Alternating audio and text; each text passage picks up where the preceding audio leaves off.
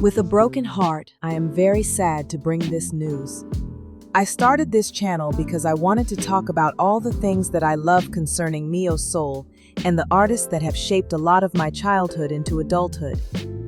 As I was working on another project concerning Maxwell, I was informed that today we have lost one of the greatest pioneers of NeoSoul, D'Angelo. The world of soul woke up to heartbreak today.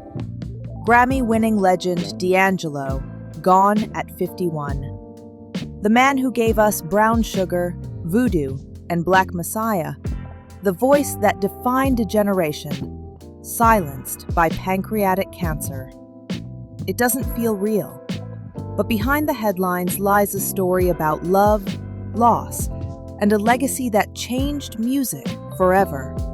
Welcome to your Soul House, where we honor the legends who gave soul its heartbeat. The rise of a soul revolutionary.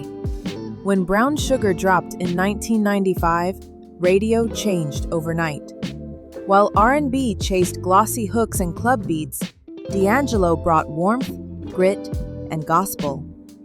His voice felt ancient and new all at once, smooth like Marvin Gaye, raw like church on Sunday morning. He wrote, produced, played instruments, a one-man orchestra of emotion. Collaborations with Jay-Z, Q-Tip, Snoop Dogg proved he wasn't just another singer. He was the bridge between hip-hop and soul. And then came Voodoo, the album that made time stop. Untitled, How Does It Feel, wasn't just a song. It was a cultural earthquake. One camera, one man, no distractions. Pure intimacy. It redefined sensuality in music videos and cemented D'Angelo as NeoSoul's reluctant king. But fame can twist what it touches. While the world was falling in love with his image, D'Angelo was already trying to escape it. The weight of fame. That video, the one everyone talked about, haunted him. It made him a sex symbol when he wanted to be a messenger. On stage, crowds screamed for him to take his shirt off instead of listening to his words. Behind the scenes, the pressure was crushing. Perfectionism, exhaustion, temptation. Fame promised freedom but delivered a cage. He began to retreat, skipping interviews, canceling shows. People whispered, "What happened to D'Angelo?" The truth was simple and devastating. He was tired of being a fantasy instead of a man. And so, one day, he disappeared. The vanishing years. From 2001 to 2014, silence. No new albums, no interviews. Just rumors of addiction, accidents, depression. But in the quiet, he was rebuilding. He turned inward, seeking spirituality over spotlight. He once said he needed to reconnect with why I make music. Then, seemingly out of nowhere, came Black Messiah.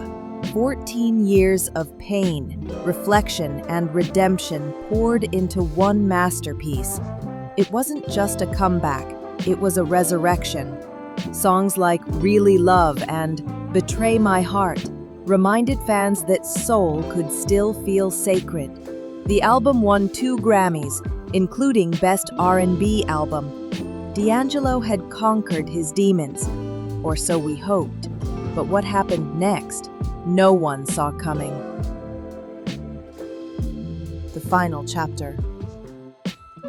On October 14, 2025, TMZ confirmed the news. D'Angelo had died in New York City after a quiet battle with pancreatic cancer. He was 51. Friends said he kept it private, determined to protect his children from the storm of public grief.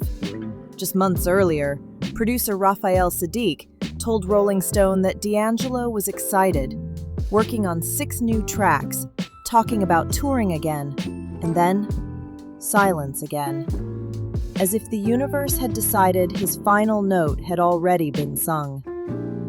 To make it even harder, his first love and the mother of his eldest son, Angie Stone, had died in a tragic car accident earlier this year. It's almost poetic. the two voices that helped define NeoSoul, leaving the world in the same year. The legacy he leaves behind. 4 Grammys, 2 classic albums, 1 movement that reshaped black music forever. Voodoo and Black Messiah weren't just records, they were revolutions. They proved that vulnerability could be power, that groove could carry protest, that love could sound like liberation. He gave men permission to be gentle.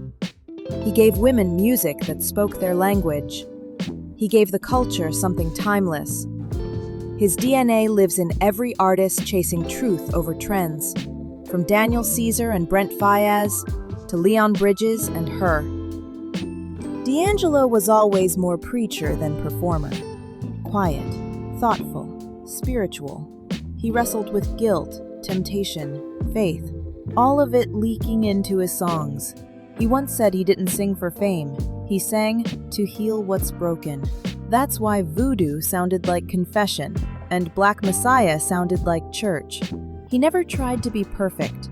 He tried to be real. And that honesty is what separated him from everyone else. The industry celebrated his genius, but his fans loved his humanity. Because when D'Angelo sang, you didn't just hear notes, you heard the truth about yourself. Within hours of the announcement, social media flooded with tributes. Musicians posted black and white photos with broken heart emojis. Clips of Brown Sugar filled timelines. Outside small clubs in New York and Atlanta, fans gathered to play his music out loud, candles flickering in rhythm. One fan wrote, "You didn't just sing to us, you saved us." But D'Angelo's story isn't tragedy, it's testimony. He taught us that real art isn't loud, it lingers. So now, as the world says goodbye, we remember the man who changed everything by being himself. A quiet revolutionary who turned pain into poetry. A father, a friend, a soul seeker. He gave us songs that sounded like love letters to life. Imperfect, beautiful, fleeting.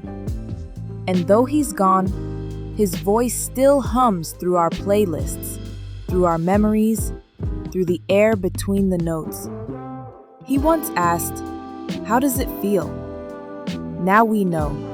It feels like loss, but also gratitude, because we got to hear him at all.